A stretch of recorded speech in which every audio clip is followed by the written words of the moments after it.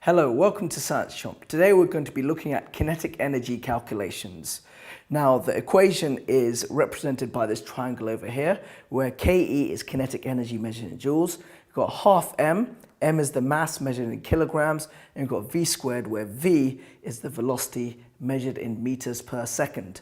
To work out kinetic energy, you cover up the Ke, and you've got half m times v squared. If you want to work out half m, it's kinetic energy divided by v squared. And if you want to work out v squared, you cover it up and you've got kinetic energy divided by half m. Okay, so let's have a look at how to work out the kinetic energy. I'll be using this worksheet over here, and these questions 1 to 5 represent the kinetic energy calculation. So let's have a look at question number 1. It says a car that travels at a speed of 20 meters per second and has a mass of 1,200 kilograms. And what we've got to do is calculate the kinetic energy. Okay, so as with all calculation questions, we've got to start with the equation.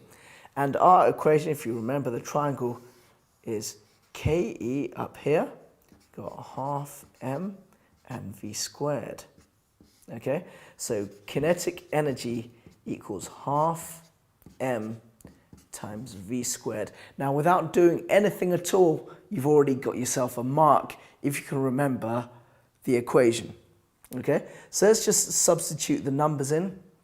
So the number, let's have a look. We've got 20 meters per second and a mass of 1,200 kilograms. So we need half times 1,200, where 1,200 is the mass, times the v squared, which is 20 squared, like so.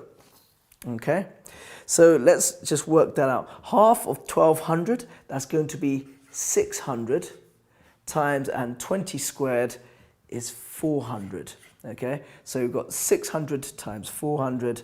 Let's work that out using a calculator to make sure I don't make mistakes.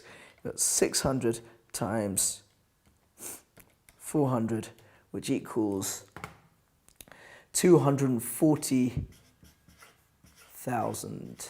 Okay, now this is incomplete so far.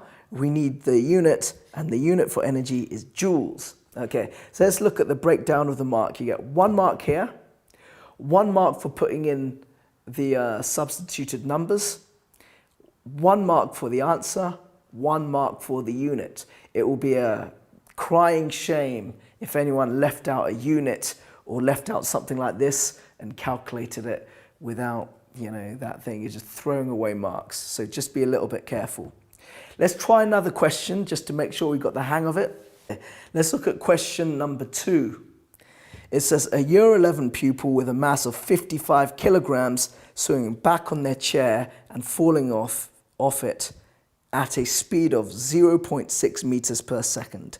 Okay, so again, we've got to calculate the kinetic energy. So for 1 mark, we've got to put down kinetic energy equals half mass times velocity squared. That's an easy mark right there.